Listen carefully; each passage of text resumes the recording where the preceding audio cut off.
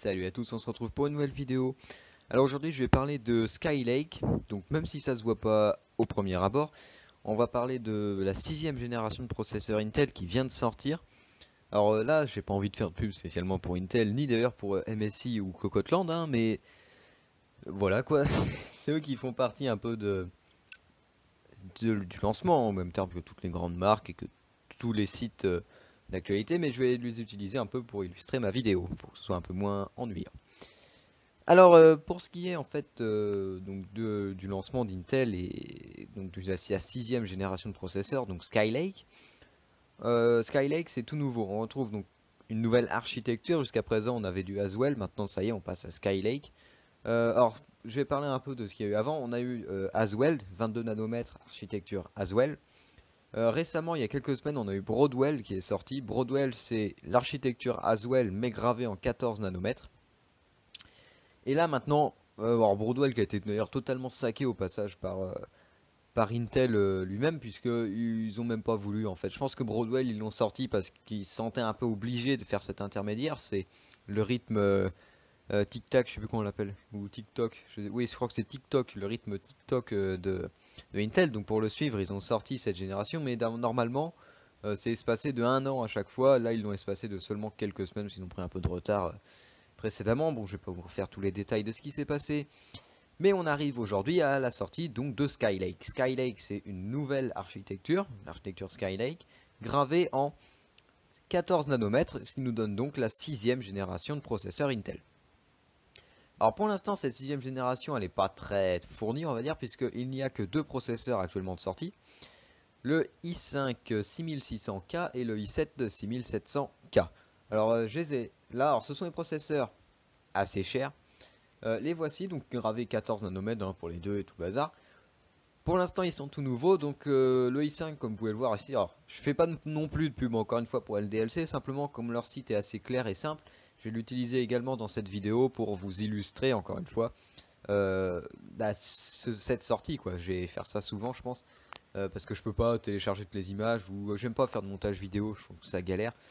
Donc je vais vous faire ça brut comme ça ce sera, au moins on s'y retrouvera. Et au moins comme ça je vais pas pouvoir vous mentir parce que vous avez les prix qui les vrais prix ce coup là, c'est-à-dire 270 euros pour le i5 et 300 ouais bon 400 euros quasiment pour le i7, donc ils sont assez chers. Faut s'attendre à une baisse de prix évidemment pour les jours qui viennent, les semaines qui viennent même d'ailleurs. Donc ça va baisser sûrement d'ici quelques semaines ou quelques mois, puisque de toute façon à toute sortie de nouvelles générations et de nouveaux matériels on a forcément des prix plus élevés que c'est un peu surcoté on va dire, puisque c'est la nouvelle génération qui vient de sortir, donc voilà. Donc pour revenir un peu à nos processeurs, donc deux nouveautés, le i5 et le i7. On part sur des processeurs donc avec un nouveau socket, le socket 1151. Jusqu'à présent on avait le 1150 avec Haswell, maintenant on a le 1151. Alors 1151, ça laisse supposer qu'il y aura 1151 connecteurs sur le socket, hein. Ça c'est un peu habituel chez Intel. 14 nanomètres, alors je vois qu'on a 6 mégaoctets de cache L3 et qu'on a, alors je vais vous faire un peu les caractéristiques techniques, hein. 3,5 GHz de base, 3,9 pour le i5, on est sur donc un 4 coeurs 4 Swed, 95 watts de TDP, 6 mégaoctets de cache L3, c'est plus que la génération précédente d'ailleurs. Alors surtout il y a une grande nouveauté avec ces processeurs, avec Skylake, c'est la compatibilité au niveau de la RAM, puisque ces processeurs là sont compatibles DDR3 et DDR4. Alors jusqu'à présent toutes les cartes mères qui sont sorties, comme c'est la sortie, c'est un peu le haut de gamme, donc les marques s'amusent à présenter leurs meilleurs produits, on a le droit qu'à des cartes mères utilisant de la DDR4, tout simplement parce que c'est la nouvelle et la dernière mémoire, mais c'est vraiment quelque chose de neuf, donc ils en profitent. Mais on devrait voir apparaître d'ici quelques temps des cartes mères avec socket 1151, mais avec de la DDR3, enfin, compatible DDR3. Bon, ça viendra sûrement d'ici quelques temps. Autrement, pour ce qui est de la DDR3, DDR4, privilégiez quand même les cartes mères, enfin privilégiez la DDR4 puisque c'est quand même la dernière génération, donc elle est forcément mieux.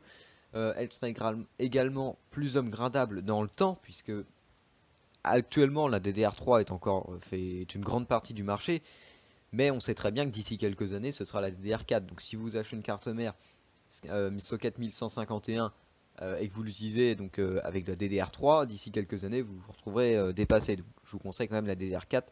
C'est une question de bon sens, on va dire. La DDR4, donc ça va faire du bien également, puisque la DDR4 va permettre, ça va permettre de faire baisser les prix de la DDR4 et de développer, j'allais dire au grand public, mais non, mais au plus grand nombre, on va dire, ça va donner l'accès au plus grand nombre à la DDR4. Parce que jusqu'à présent, la DDR4 était utilisée que pour Intel et le socket X99, donc c'est-à-dire les processeurs ultra haut de gamme, et donc ça risque de faire fortement baisser les prix, donc dans les semaines, dans les mois qui viennent, encore une fois. Voilà pour les processeurs, je vais quand même vous parler un petit peu du Core i7 puisque je viens de faire le Core i5. Donc le Core i7, lui, je vois qu'il est à 4 GHz. 4 GHz de base, 4 GHz turbo. Comme tous les Core i7, il a 4 cœurs 8 threads, c'est-à-dire il a 8 cœurs virtuels, 4 cœurs physiques. Skylake toujours 95 watts également de TDP, ce qui reste très contenu quand même pour un Core i7. Surtout un Core i7 haut de gamme et overclockable en plus. Et surtout à 4,2 GHz, ça c'est l'effet du 14 nanomètres. Ça réduit énormément la consommation et donc la chauffe.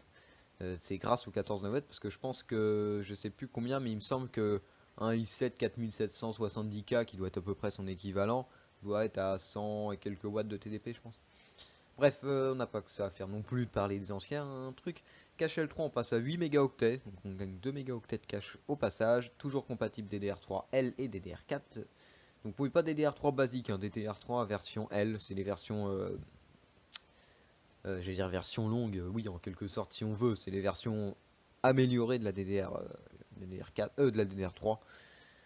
Toujours, donc bon je vous passe un peu. D'ailleurs j'ai pas fait gaffe mais je sais pas quels sont le processeur graphique qui se trouve là-dedans. Ah oui, Intel HD graphique 530, ouais donc ce sont vraiment les dernières... ouais. Voilà, donc on a parlé un peu des processeurs, nouveau socket 1151, deux processeurs, le Core i7 6700K et le Core i5 6600K. Des processeurs donc gravés en 14 nanomètres, compatibles DDR3, DDR4, et c'est un peu tout ce qu'il y a à dire. Donc nouvelle architecture, Skylake, nouveau procédé de gravure également, donc on passe vraiment sur de la nouveauté. Alors maintenant qu'on a parlé un peu des processeurs, donc je vais parler un peu des cartes mères, parce qu'il y a également du changement du côté des cartes mères. Côté carte mère, donc on a le nouveau socket 1151 et on a surtout le nouveau chipset Z170. Alors bon, MSI nous fait bien la pub de ce chipset avec le Z170A.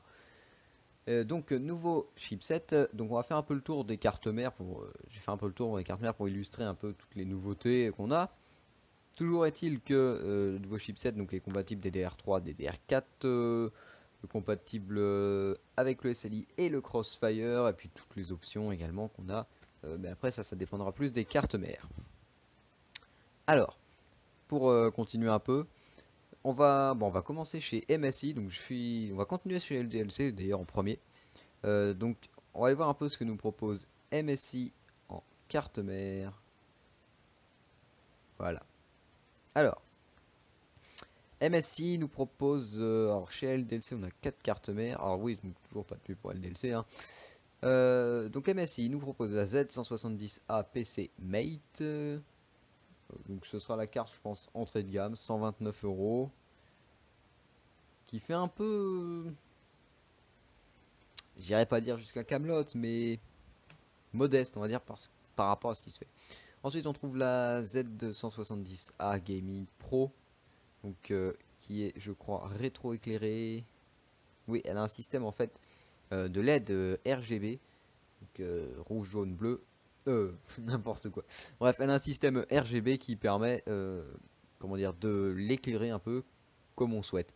Comme la comme la X99A Godlike Gaming qui a sorti MSI plutôt. Hop là, désolé pour la notification. Donc voilà, la X99A Godlike Gaming qui a sorti MSI précédemment, eh bien celle-là reprend exactement le même système. Ensuite on trouve la Gaming M5, ce sera plutôt l'entrée de gamme. Alors il y aura une M3, bon attendez, je vais vous faire le résumé. Bon, ensuite pour la partie gaming, parce qu'on va vraiment rentrer dans le pur et dur gaming, je vais vous faire un peu le site MSI. Plateforme 1151 Z170 Express. Pour la partie gaming, on va trouver la M3. Ce sera l'entrée de gamme. Hein. Ce sera une carte normalement pas trop chère. Alors, je vais voir un peu, on va regarder vite fait. C'est une Z3, une M3 qui est déjà compatible SLI. Hein, c'est déjà une très bonne carte mère. Vous voyez qu'on a déjà énormément d'options, notamment au niveau du son et tout le bazar. Supérieure à celle-là, enfin au-dessus de celle-là, on trouvera la M5 qui sera sa grande sœur en version améliorée. Voilà la M5, donc DDR4 évidemment. Hein. SATA 6 gigabits seconde, ils nous mettent combien de ports? Je sais pas si... Parce que l'un des trucs qui paraît, c'est qu'il n'y a pas énormément de ports SATA sur les nouvelles cartes mères, mais bon. En tout cas, on a la confirmation qu'on va avoir le droit à plusieurs types de processeurs, puisqu'on aura évidemment les Intel Core, ça signifie Core i7, i5 et i3, mais qu'on aura également des Pentium et des Celeron de 6ème génération. Hop là, je suis revenu chez MSI. Voilà, et on a enfin la haut de gamme, la M7, s'il vous plaît, hein, qui sera vraiment le très haut de gamme. Elle intègre tout, DDR4, OC. Il faut savoir que MSI a mis énormément de fonctions dans ses cartes mères et justement dans cette génération. Alors pour parler un peu, ils ont renforcé par exemple les ports PCI Express pour éviter qu'ils cassent sous le poids des cartes graphiques. Ils ont mis pour faire dissipation, ils n'ont pas hésité, ils ont protégé les ports. Et il y a surtout cette partie là, c'est le DDR4 Boost. C'est un circuit, donc c'est le circuit qui relie les slots de DDR, donc les slots de RAM au processeur. Et ils ont été, ils sont comment dire, le circuit donc qui passe dans le PCB de la carte mère est isolé du reste de la carte mère pour éviter les perturbations et soi-disant améliorer les performances. Alors, argument marketing ou réel gain et réelle avancée, je sais pas. Je pense pas que j'aurai l'occasion de tester malheureusement, mais je pourrais peut-être vous en dire plus dans des prochaines vidéos. Mais personnellement, je pense pas que ça ait de grands impacts, mais bon, ça peut toujours être que mieux. Voilà, et au-dessus de tout ça, qui n'est pas encore au catalogue, on trouvera la M9 qui sera vraiment le truc de titan. Alors attendez, parce que je suis parti sur Gigabyte, mais normalement je peux vous trouver MSI, voilà. Donc qui nous sort donc la M5, la M7 et la M9, il y a également la M3 qui n'est pas dans ce classement. Il y aura la X-Power Gaming Titanium Edition, c'est celle-ci. C'est vraiment une carte balèze, hein, PCB blanc et tout, magnifique, truc de taré. En dessous, à moins cher que cette gamme, ça ce sera la gamme gaming, la M3, la M5, la M7, la M9, la X-Power Titan et tout le bazar, ce sera vraiment la gamme gaming. En dessous de cela, en dessous de toutes ces cartes mères, on va trouver une gamme plus... bah, moins chère quoi. Avec la Z170A Gaming Pro, la Z170A Crate Gaming et la Z170i Gaming Pro AC. Il faut savoir que pour cette gamme-ci, le A signifie que ce sont des ATX et le I signifie que ce sont des mini ITX. Et ensuite on aura l'entrée de gamme avec la Z170A Tomahawk en ATX, la Z170M Motard en micro ATX et la Bazooka en micro ATX et la Grenade également en micro ATX. Bon, des drôles de noms, la Motard, la Bazooka et la Grenade, c'est vraiment... Bref. MSI a décidé de changer un peu de comportement et de devenir un peu, je sais pas, très bizarre. Ils mettent des noms un peu fou quoi. On va continuer, donc on va continuer chez Asus. Encore une notification, je sais même pas si ça s'entend dans la vidéo, mais... Alors Asus, ils nous balancent tout d'un coup. On aura les nouvelles Maximus 8, donc ça je vais revenir après. Donc en entrée de gamme à 120 €, c'est la carte la moins chère actuellement. On trouve la Z170P D3, donc c'est vraiment de l'entrée de gamme. Hein. C'est un peu, comment dire, sous-équipé par rapport à ce niveau de prix sur ce qu'on pourrait trouver par exemple sur des anciennes cartes mères en 1000 avec le socket un Z97 par exemple. Pour 120 €, vous pouvez trouver des très bonnes cartes mères, alors que là vous avez des cartes mères qui sont quand même un peu limite quoi. Tout simplement parce que bon c'est la sortie aussi, donc les prix sont gonflés. Ensuite on trouve la Z170P, la Z170M+, la Z170K, Z170A. Alors la A par contre elle est un peu spéciale, parce qu'elle reprend un design blanc, contrairement à celle précédemment. Et ce sera vraiment une très bonne carte. Je pense que ce sera l'une des meilleures cartes chez Asus. C'est la carte la moins chère qui sera la meilleure chez Asus. Parce qu'en dessous, ce sont des cartes un peu limite en gamme, on va dire. C'est-à-dire que si vous voulez du très bon matos, il vaut mieux commencer avec la Z170A. Ça sera quelque chose de bien. Ensuite, on trouve la Z170 Pro Gaming. Et là, on arrive dans le haut de gamme.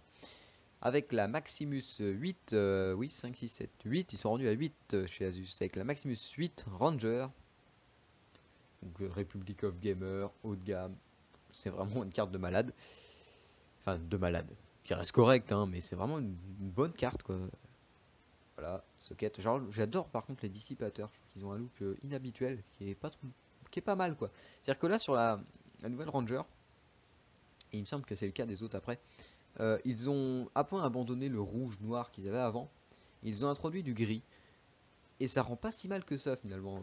Pour du gaming, c'est bien. Parce que jusqu'à présent, le gaming c'était rouge et noir. C'était pur rouge et noir. Là, ils ont un peu changé avec le gris, le blanc. C'est pas trop mal. Bon, tout de même 200 euros. Hein, ça fait un peu cher. Pour une entrée de gamme, hein, une Ranger. En dessus, enfin en dessus, oui. Au-dessus de ça, on trouve la Maximus 8 Gene. Enfin, Gene. Je sais pas trop comment. Je sais pas trop si c'est. Parce que Gene, ça fait un peu bizarre. Bah, enfin bon, c'est un nom qui est déjà utilisé pour certaines autres Maximus. Donc celle-là, c'est la même quasiment. Sauf que au lieu d'être en ATX, on passe en mini. Non, en micro ATX. Oui, il me semble que l'autre était en ATX. Voilà, on passe de ATX à micro ATX.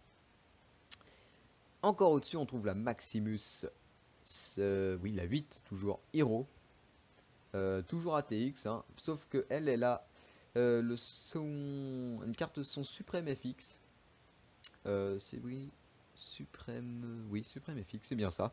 Donc c'est encore mieux, et elle a surtout un carénage au-dessus des ports à l'arrière de la carte mère et qui va jusque sur la carte son. Bah, toujours Republic of Gamer et toujours la même qualité. Et encore au-dessus, chez Asus, on trouve la Z170 Deluxe. Alors celle-là, si vous connaissez un peu Asus, elle va vous dire quelque chose. C'est qu'elle est très très ressemblante à la Z... non, la Z non. À la X99, je sais plus, la X99A, je crois, Deluxe, qu'a sorti Asus. Avec son thème un peu blanc et noir, comme ça. Donc c'est une carte qui reprend un peu les codes qu'on a déjà sur du X99. Et qui est vraiment pas mal du tout pour changer un peu du thème gamer. Rouge et noir, on va pouvoir s'offrir ces cartes. Donc là, Asus a vraiment voulu changer du rouge et noir, et ils ont un peu faire du hors-piste. Par contre, le prix, 329 euros, enfin 300, oui, 330 euros. C'est un peu cher également. Hein. Bon, c'est vrai que, bon, par contre, elle est certifiée. Ouais, 6 USB 3 points. Voilà. Ouais, c'est vraiment une carte malade, mon Wi-Fi. Bon, je suppose qu'elle va jusqu'au Wi-Fi AC, hein, sûrement. À ce prix-là, c'est quand même basique, je pense. Wi-Fi AC, c'est ça. Bluetooth, SLI, Crossfire. C'est complet. Donc on va continuer, donc on va quitter Asus et on va aller chez Gigabyte. Donc vous avez déjà pu apercevoir une carte dans le résumé que je viens de vous faire. Alors Gigabyte, ils ont la la GAZ 170 MD3H qui sera une carte versement entrée de gamme, plutôt basique. C'est pas de l'ATX ça? Si c'est de l'ATX, non micro ATX. Il me semblait qu'elle faisait un peu courte. Bon ça je pense une carte entrée de gamme, hein, vu la tronche qu'elle a. Enfin la tronche elle est pas pourrie, mais comparé à ce qu'on vient de voir précédemment, c'est pas pareil. Et au-dessus, on aura la Gigabyte GAZ 170 XP SLI. Donc, je suppose qu'elle est compatible SLI. Ce sera plutôt une bonne carte. Hein. Voilà. Mieux que celle précédente. Après, donc pour l'instant, Gigabyte n'a que 2 cartes. Mais vous inquiétez pas qu'il y en a de prévues au programme. Ah oui, alors petite précision. La Gigabyte, la Z270M D3H, il me semble qu'elle est faite pour de la DDR3. Je pourrais pas vous le certifier, mais je vais pouvoir peut-être vous le certifier. Elle est compatible DDR4. Non, alors c'est pas celle-là. Mais Gigabyte nous prépare une carte mère DDR3. Alors, je vais compléter un peu ce que je viens de dire sur Gigabyte, puisque, comme je vous disais, ils n'ont pas encore beaucoup de cartes en magasin. Donc ils auront celle-là, la Z170X Gaming G1. On va la faire à l'anglaise. Hein. qui sera sûrement une très bonne carte, vu elle est magnifique, wow, c'est une excellente carte. 4 ports PCI Express 16X, DDR4, le waterblock intégré dans le radiateur pour les MOSFET, les VRM et tout le bazar. On a également une carte son Sound Blaster directement intégrée sur la carte mère. C'est vraiment du haut de gamme, quoi. À côté de ça, on aura celle que je viens de vous présenter, la Z170 XP SLI. Donc bon, je viens de vous la montrer. En dessous de ça, on aura la Z170 HD3 DDR3. Celle-là, ce sera bien ce qui me semblait, c'est que MSI, Gigabyte, pardon, nous prépare une carte compatible DDR3. Donc ce sera une de celles qui ne seront pas à la DDR4, mais à la DDR3. Et enfin, celle que je viens de vous montrer, je crois, la Z170M D3H. Il me semble que c'est celle que je viens de vous montrer, je vais vérifier. Ouais, c'est celle que je viens de vous montrer. On continue notre tour des constructeurs, on va passer chez ASRock qui, je crois, a du matériel à nous présenter. 4 cartes mères. Alors chez ASRock, on a la Z170 Extreme 6, donc je crois que elle est en DDR4 normalement. Voilà, c'est une carte qui est déjà très complète. 3 ports PCI Express 16X, donc je pense qu'elle doit être compatible, oui, SLI et Crossfire, il n'y a pas de problème. C'est une carte qui est vraiment déjà très complète, on va dire. Et pour un prix de 229 euros, ce qui est quand même assez onéreux, surtout pour leur carte mère, qui est apparemment celle qui se fait le moins cher. Ensuite, on a la Z170 Gaming K6. Elle adopte un thème rouge et noir. Je crois qu'elle ressemble énormément à celle d'avant, sauf qu'elle est en rouge et noir à la place d'être en or et noir. Couleur or et noir, donc doré et noir. Si vous voulez. Alors évidemment, là ce sera au choix, je pense. Hein. Soit vous voulez monter un PC gamer, vous privilégiez le rouge et noir traditionnel, soit vous voulez innover un petit peu et vous préférez le couleur doré et noir, ce qui est pas mal non plus. Compatible DDR4, je suppose également. Je vais quand même vérifier. Oui, DDR4 pour un prix de 235 euros. Donc c'est moi c'est 5 euros de plus que l'autre d'avant. Donc je pense que c'est les mêmes. Ensuite, on trouve la Z170 Extreme 6 Plus, qui n'a pas grand chose au premier coup d'œil de plus que la Extreme 6 normale. Je vois pas trop si elle est un petit peu différente. C'est la Extreme 6 Plus. Elle a, ouais, alors elle a vendu avec ceci. C'est une grande nouveauté. C'est un Rhéobus, enfin Rhéobus. Oui, un Rhéobus. Oui, qui vous permet d'avoir de l'USB 3.1 en façade. Et ça c'est une grande nouvelle puisque jusqu'à présent aucun boîtier, je crois, ne fait de l'USB 3.1 en façade. Premièrement, on aura ça. Et deuxièmement, vous voyez qu'ici il y a un connecteur de type C. Et donc ça vous permettra en fait d'avoir un connecteur USB 3.1 type C en façade, ce qui pour l'instant ne se fait pas directement intégrer au boîtier. Il me semble que aucun ou alors quelques boîtiers rarissimes, peut-être un ou deux, vous voyez, intègrent un USB 3.1 type C en façade. Donc ce sera vraiment pratique si vous souhaitez vous y mettre. Et ensuite on a la Extreme 7 Plus, donc encore supérieure à la Extreme 6 et la Extreme 6 Plus. Elle réutilise le même Rhéobus, elle a également un USB type C 3.1 à l'arrière. Bref, des cartes très complètes chez ASRock. Et ensuite on va finir notre tour des constructeurs par IVGA qui n'est pas dans la liste. IVGA n'est pas vendu chez... C'est très bizarre ça, attendez, on va faire le tour. LDLC ne vend pas IVGA, c'est marrant ça. Enfin, pas en carte mère du moins, en carte graphique sûrement, mais pas en carte mère. C'est assez étonnant. Je pensais pas. Ah voilà, IVGA qui nous dévoile 3 cartes mères, la Z170 Classified Edition. Donc ce sera comme d'habitude chez IVGA la version Classified, c'est-à-dire la version ultra haut de gamme, fait pour l'overclocking. Il me semble qu'elle est équipée de 6 ou 8 phases d'alimentation. Oh, attendez, je peux même, je crois. 1, 2, 3, 4, 5, 6, 7, 8. Bah, elle a un nombre énorme de phases d'alimentation pour le processeur. Vous voyez qu'elle nécessite 2 connecteurs 8 pins.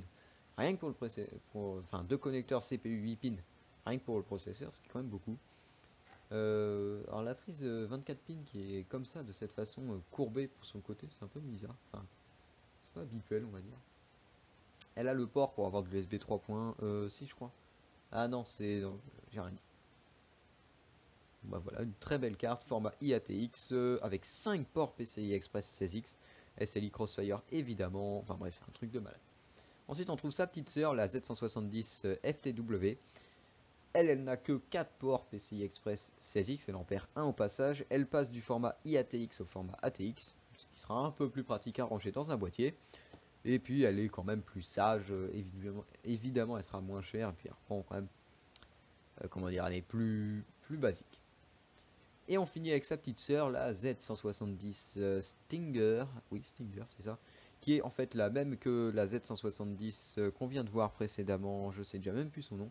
Voilà, c'est la même que la Z170 FTW, simplement elle a un PCB qui ne fait, enfin qui est au format micro, non mini ITX pardon. Donc ce sera une petite carte pour un petit boîtier. Voilà voilà, donc je pense que j'ai été complet, j'ai fait un peu le tour des cartes mères, voilà un truc sympa. Autrement, qu'est-ce que je peux rajouter? Oui, donc pour l'instant, les tarifs sont encore assez élevés. Ils devraient sûrement diminuer fortement dans les semaines à venir. On devrait avoir aussi la sortie de cartes plus entrée de gamme, hein, puisque pour l'instant, c'est surtout le haut de gamme. Hein. Les marques commencent toujours par sortir le haut de gamme, puisque c'est un peu leur appel d'offres. Voilà, voilà. Donc malheureusement, bon, j'aurai pas l'occasion de tester. Enfin, c'est pas prévu, du moins, que j'ai l'occasion de tester une de ces cartes mères. Enfin, de vous montrer une de ces cartes mères en vidéo, puisque malheureusement bah j'ai pas prévu d'acheter de matériel, et puis bon bah je pense pas qu'une marque va me prêter de matos avec mes 1200 vues, enfin non 1300 ouais, attention. Donc voilà, donc bon c'était un peu pour faire le tour de ce qui se faisait. Skylake, la toute nouvelle génération, nouveau chipset, hein, le Z170, nouveau socket 1151 compatible DDR3 DDR4. Nouveau procédé de gravure, 14 nanomètres, nouvelle architecture, l'architecture Skylake donc, et 6ème génération déjà. Donc ça, ouais, ça fait déjà 6 générations. Ouais, c'est quoi, ça commence à remonter à vieux déjà, les premiers Core i7 de première génération, ils doivent déjà, je sais plus, ils doivent avoir au moins 8, oui, ils doivent au moins avoir 8 ans. Voilà, voilà, donc on retourne chez Cocottland. Donc voilà, je pense que j'ai fait le tour. Donc bref, c'est plein de nouveautés. Les marques regorgent d'idées pour nous faire vendre, enfin pour nous vendre des cartes mères. Donc bah c'est vraiment quelque chose de bien, puisque ça va permettre de dynamiser un peu le marché qui était un peu en attente justement de la sortie de Skylake. Voilà voilà, donc ça plus Windows 10 plus non, pas de carte mère prévue, pas de carte graphique pardon de prévue de sortie. Donc bref, ça va dynamiser un peu le marché du PC, parce que le marché du PC est un peu en berne en ce moment. Donc voilà. Donc j'espère que cette vidéo vous aura plu, j'ai pas grand chose à rajouter, sinon si de vous dire abonnez-vous, puis autrement je vous dis salut à tous et à la prochaine.